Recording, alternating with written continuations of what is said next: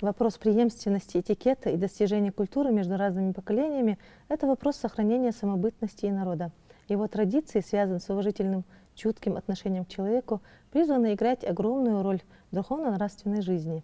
Доброта, открытость, душевность, чувство собственного достоинства – вот основные духовные принципы этнической культуры ингушей. О том, насколько эти качества важны для ингушского общества, в частности, о взаимоотношениях в семье, нам расскажет доктор исторических наук, исполняющий обязанности директора научно-исследовательского института Зайнаб Зарахова. Зайнаб, здравствуйте. Мы рады вас приветствовать и надеемся, что у нас получится плодотворный разговор на эту тему. Надеемся, это наша общая с вами культура. И вот говоря о ваших трудах, конечно же, много трудов вы посвятили истории Ингушетии, традициям и обычаям народа нашего. Вот совсем недавно у вас вышла книга «Вековые устои ингушской семьи», где вы раскрываете ценность семьи в создании, формировании ингушского общества. О семье писали великие классики. О семье очень образно сказал писатель Айдамиров: «Семья – это корень, питающий народ».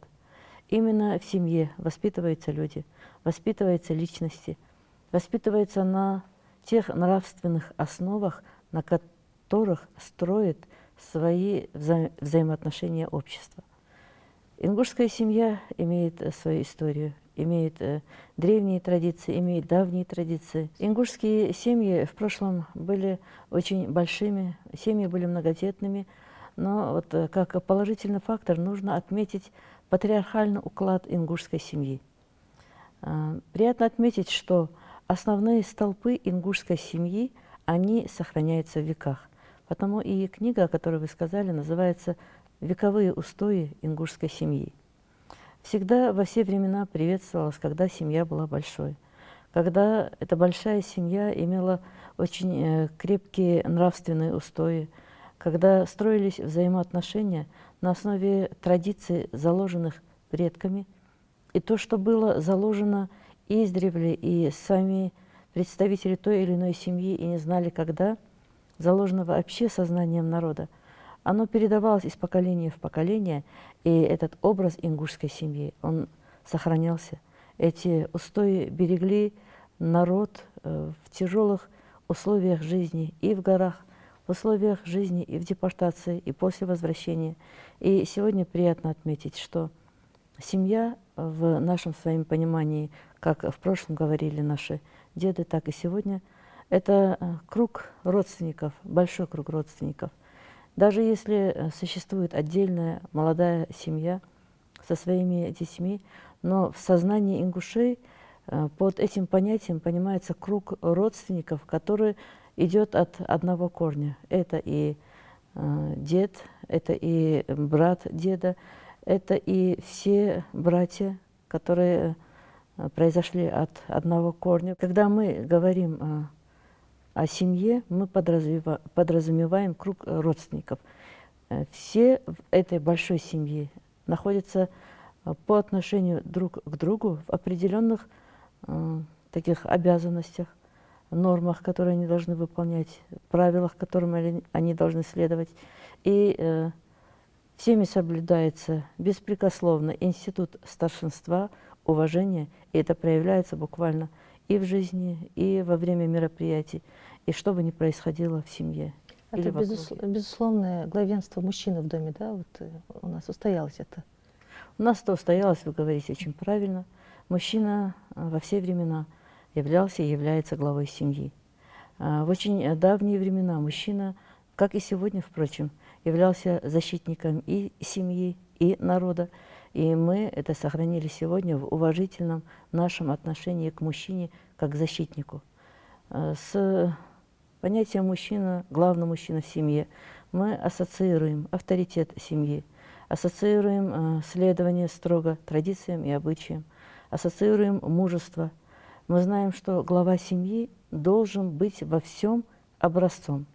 И в том, что он умеет и держит слово, а дети, сыновья подражают этому и со временем вырастают такими, какими они видели своего деда и отца.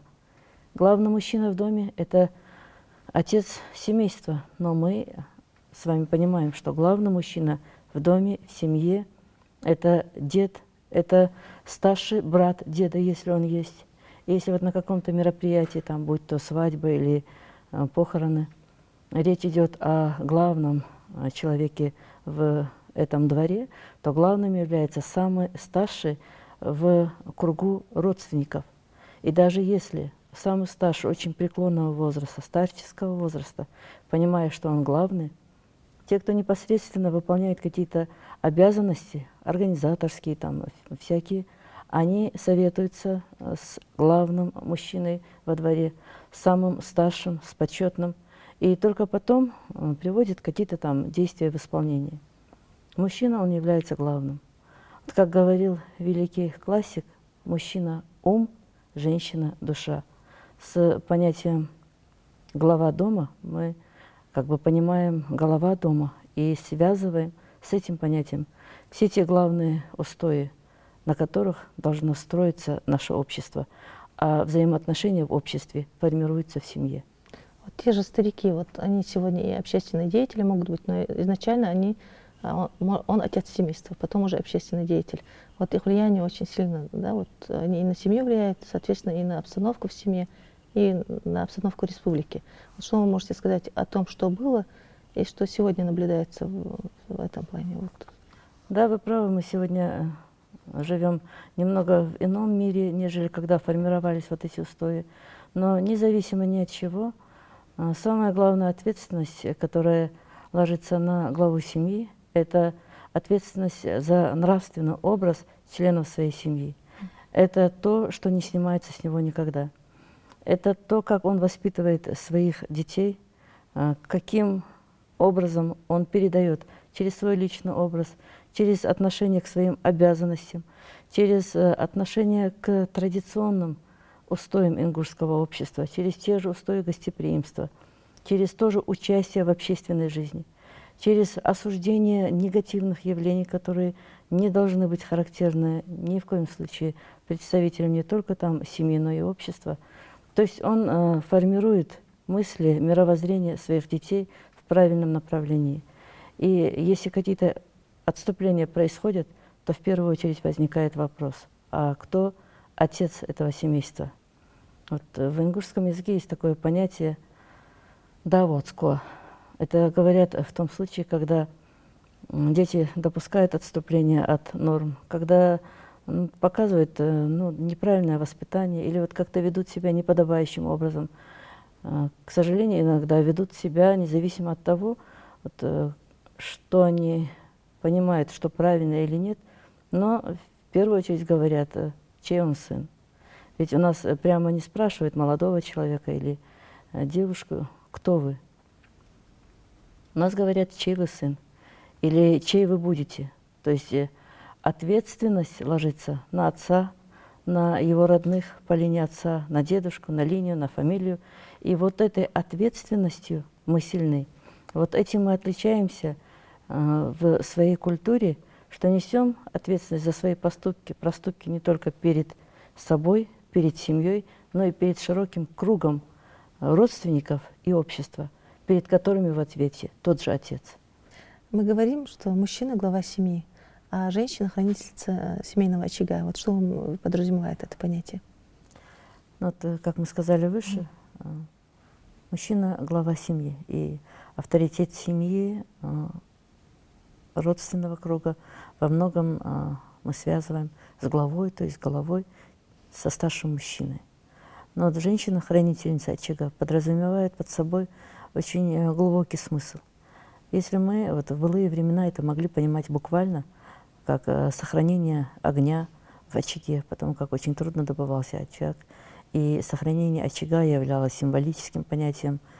Через очаг связывали нас многие понятия, многие явления в мировоззрении в прошлом. Но вот хранительница очага у нас понимается еще и по-другому. Ведь именно женщина воспитывает ребенка, именно женщина является матерью. Она открывает глаза ребенку в этот мир, знакомит с традициями и обычаями. Она учит тем нормам, на основе которых строится гармония в семье. Она следит за соблюдением этикета в семье. Она следит за тем, чтобы все это вкладывалось в сознание ребенка с самого раннего возраста. Вы очень правильно отметили, воспитывает нацию. Говорят в народе: портится мужчина, портится семья, портится женщина, портится весь народ. Вот именно та нравственная база, которая существует в ней, в женщине, является той базой, на основе которой мы сохраняем свой народ. Сохраняем в самые тяжелые времена. Ведь если мы послушаем наших старших, то мы бы отметили для себя, какую роль играла женщина и здесь, когда жили на Кавказе, и когда мы оказались в депортации, как она здоровье своей семьи, нравственные устои своей семьи, взаимоотношения в семье и сохранение семьи ставила во главу угла. Она не жаловалась, она буквально всю себя вкладывала в то, чтобы в семье были гармония, чтобы в семье был мир. Она и готовит, она и шьет, она и обучает, она и воспитывает. Она своим примером показывает, какой должна быть женщина в семье. Именно она, женщина, должна подчеркнуто обращать внимание на то, кто является главой семьи, как нужно относиться к главе семьи, к отцу. И этим самым она показывает и воспитывает в детях должное отношение друг к другу, должное отношение к главе, к старшему, уважение к старшему. То есть на женщине лежит огромная ответственность за многие явления, за знание традиционной культуры народа, за соблюдение норм ислама. То есть какую бы область семейной жизни и общественной мы ни взяли, она вращается вокруг женщины, и снова вопросом встает перед женщиной. Женщина в нравственном ответе за то, как строятся взаимоотношения не только между детьми, но и между родителями и детьми, детьми разного пола друг с другом, как умеет она принять, понять нового члена семьи, принять невестку в дом, как выстраиваются отношения между повзрослевшими сыновьями, братьями, между невестками, между детьми, внуками. То есть это огромная сфера ответственности, сфера, которая лежит на ней, как хранительницы семейного очага, а за всем этим и всего общества в целом. Вот рассказывая о почете, о том, что глава семейства – это мужчина, вы имеете в виду, что от женщины зависит, каково будет положение мужчины в доме? От того, как она поставит своего мужа или отца детей перед ними, вот в каком виде он предстанет перед ними? Вот вы знаете, это глава семьи, мужчина, он, может быть, и не нуждается в том, чтобы она его ставила там на определенную там позицию. Он уже является главой, но вот выстраивать вот эти правильные взаимоотношения и отношения к отцу, и этикет вокруг отца. Если в прошлом мы говорили, да и сегодня это соблюдается, как должны себя вести сыновья при отце. В прошлом сыновья не садились, когда садился отец за трапезу. Никогда повзрослевшие сыновья у ингушей не позволят себе развязно разговаривать при отце, говорить громким голосом при отце. Я уже не говорю о том, что мы и сегодня даже в мыслях не допускаем, чтобы сын мог курить, когда его заметит отец, заметит кто-либо из старших, чтобы в нетрезвом виде сын мог показаться перед отцом, или же сын бреется перед отцом, или же предстает перед отцом повзрослевший сын, но в легкой форме, я бы даже сказала, и в тех же футболках, которые сегодня, к сожалению, нет-нет, да уже и одевают, он перед отцом предстает как перед гостями, подтянутым и этикетным во всех отношениях. А этикет одежды, этикет того, как стоит сын перед отцом, там, ребенок перед отцом, это тоже показатель общей нашей культуры. То есть мы не допускали и в прошлом, и сегодня какого-то вот расслабления, развязности и неприличия.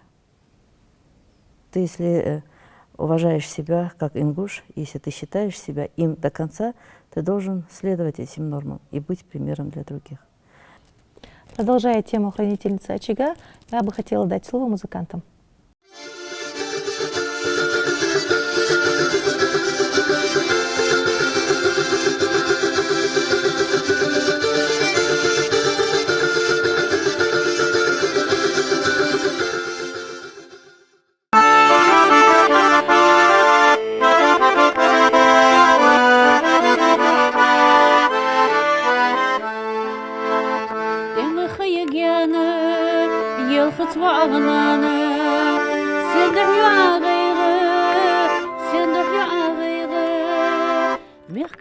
мехке, халқуш мвечехке, сендер ю агайге, сендер ю агайге.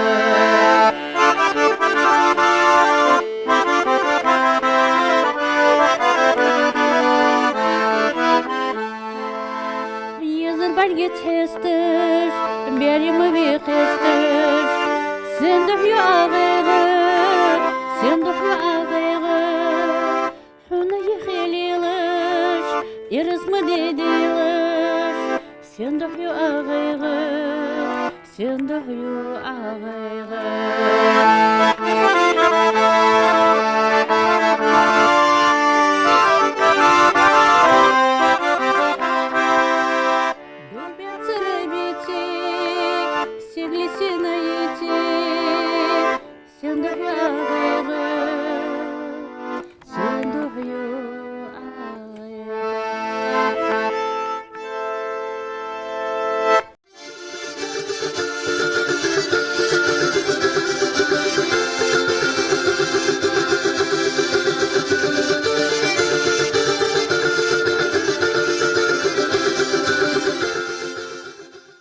Говоря о поддержании родственных отношений, вот какова роль женщины? Она значима в доме? Говоря о роли женщины в этих взаимоотношениях, я бы немного глубже сказала о том, что женщина является чуть ли не связующим звеном в системе взаимоотношений в обществе, потому как, переходя из одной семьи в другую, переходя из одной фамилии в другую, она как бы скрепляет родственные взаимоотношения ингушей.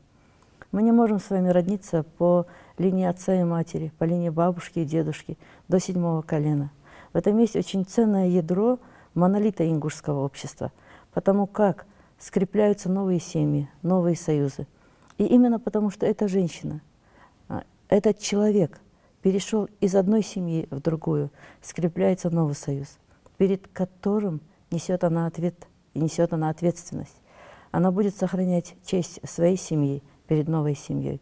Она будет отстаивать честь новой семьи перед всеми родственниками, ибо дети ее являются представителями той фамилии, в которую она вошла, являются племянниками той семьи, из которой она ушла. От нее зависит очень много. Поддержание родственных отношений в семье – это очень значимо. Мы с вами являемся свидетелями того, какими благопожеланиями окружают невестку, входящую в дом, какими словами провожает ее из родительского дома. Это мы слышим, как говорят, то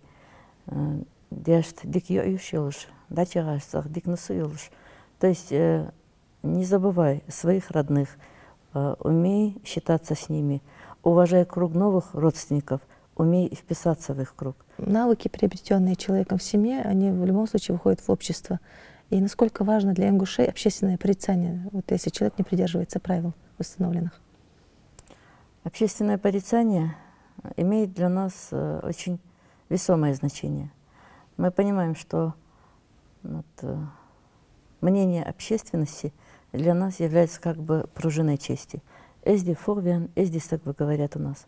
И вот эта установка «эсди фо», она как бы обязывает, не как бы, а обязывает каждого сохранять честь, сохранять достоинство свое, потому как ты в ответе не только перед самим собой, но и перед теми, кто стоит за тобой. Это и предки, которые ушли в историю, это и деды, и отцы, мать, и все твои родные. То есть твое достоинство – показатель общей нравственной силы той семьи, того круга, из которого ты сам являешься представителем. И потому, если вы помните, в романе Идриса Базоркина было сказано очень правильно: это не только мой сын, он сын своего народа. Так и каждый молодой человек, и каждая девушка является представителем и семьи, и фамилии, и народа. Вот как бы завершая вот то, что вы сейчас сказали, конечно, вы имеете в виду, что это важно следовать тому, тем предписаниям, которые до нас сохранили наши предки. Не только важно, мы просто обязаны. Если мы называем себя представителями этого народа, мы обязаны нести очень высоко планку нравственности. Это самая главная основа, на которой зиждется все остальное. Нравственные устои – это сила семьи, сила общества и народа. Зайнаб, это не громкие слова, конечно. Вы посвятили всю свою жизнь, можно сказать, истории, традициям и обычаям ингушского народа. Я надеюсь вас вновь здесь увидеть и поговорить не в общем плане, как мы сегодня говорили, а конкретно о каждом из пунктов, которые мы сегодня обсуждали, и более в таком раскрыть более такие емкие понятия, как я сделал ингушский, я сделал этикет, семья, семейный быт ингушей. Спасибо. Это общая наша культура. Самобытность народа проявляется в повседневной жизни, в наиболее типичных для него моделях поведения, в оригинальном образе мыслей.